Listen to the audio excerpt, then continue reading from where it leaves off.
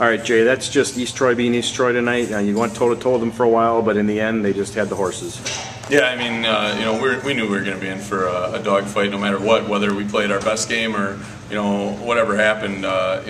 They got 3 Division I recruits there, and they play well together. They've been on varsity for 4 years with Dodge and the 2 Prowls, and they know how to play at this level. And I told our guys, we're going to have to do some things to take them out of their game a little bit, and unfortunately, we weren't able to. I mean, the Prowls they're good around the basket. They rely on them to jack up threes so they can get their rebounds and putbacks. And then Nate Dodge, I mean, just he does a lot of little things right. You watch him, he can knock shots down, he gets to the rim, he plays decent defense there. And I give our kids some credit. I felt like we overcame some poor decision making at times and some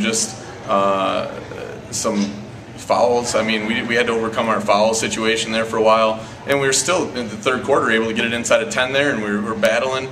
And I just felt like every time we got close, all of a sudden we would shoot ourselves in the foot and make a bad decision, or we'd get a dumb series of fouls, and now we're behind the 8 ball again, and they're up 14 or they're up 15 in that area. And you can't do that against East Troy. They're too good a team to do that too. So in years past, you come out in the second half and just basically lay an egg, and you didn't do that tonight. You guys battle right to the final whistle. Yeah, East Troy's a team. I mean, you know them from past years. Third quarter is their quarter. They bury teams if you watch the box scores in the third, and people can play them tough for a half, but third's where they get it done. I told our kids at half, I go, the way you start this second half is going to tell us a lot about where this game's going to go. And I thought our kids responded well coming out of half. We knocked a few shots down. We were able to be attacking and get to the rim a few times, and then in the end. Like I said, they were just too much. I mean, they got to line too many times on us hacking and reaching, and then on top of it, we just weren't able to get the offense that we needed toward the end to stay shot for shot with them. It put us in a tough spot. So certainly nice to get the return of Marcus Ott, and he proved that he's back. Yeah, I mean he's we're definitely being precautious there with the concussion. Anytime now you have to. But Marcus, bounced back. He had a good practice last night, and then bounced back tonight, and gave us what we needed: a little energy, a little spark, and knocked down some shots. For being a small guy, he wasn't afraid to take it inside and go at some of those bigger guys tonight. And we're excited to have him back. We're definitely going to need him when we get to that Marshall game with some strong guard play. So. You still can't get through a whole game without losing somebody, though. Gaston goes down with a leg injury, and what's the status on him right now? Yeah, I don't know. The trainer's going to try to take a look at him tomorrow. Something with his ankle there, and hopefully he'll go get x-rays tonight. He definitely went down hard on it. It sounded like he landed on someone's foot, which is never good for an ankle injury. And I just hope Gaston can recover quick here, and definitely is a spark for this team, and we'll miss that out of him. So.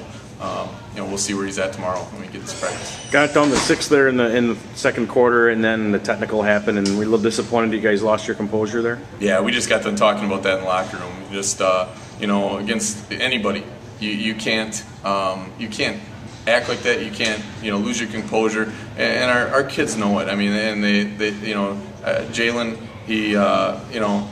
he comes out and he just reacts to a call. I mean, he felt like he didn't foul, he reacted to it, and he reacted in a way that it showed the ref up, and he's going to give you that call in that situation, and Jalen understood that. We talked about it, and all we can do is use that as a learning experience. Our whole team. I mean, all around, they gotta learn that against a team like East Troy, when you are making room and you're cutting their lead in, and you're starting to get back at them a little bit, all of a sudden you can't have mental mistakes. And tonight, to be honest, every time we got to cut down, a mental mistake happened. It was either that technical, or it was just a series of fouls that didn't need to happen, where we were just being dumb with our hands or body, or waiting for the ref to bail us out. And that's not what we need to do. You need to be able to mentally tough and play through things. So there aren't many teams in the state that have played almost half their schedule, and you're going to play half your schedule before the first of the year, and it's been a tough stretch for you. I mean, but you're coming out of this thing with a winning record.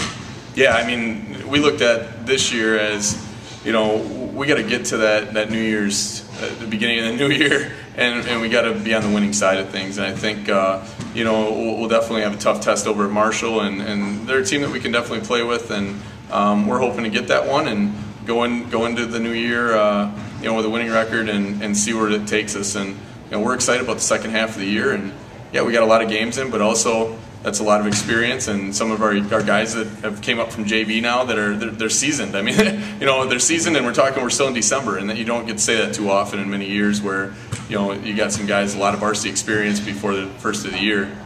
We have, and I look forward to seeing what January and February have in store. Okay, well, and Merry Christmas. Yeah, Merry Christmas, everyone.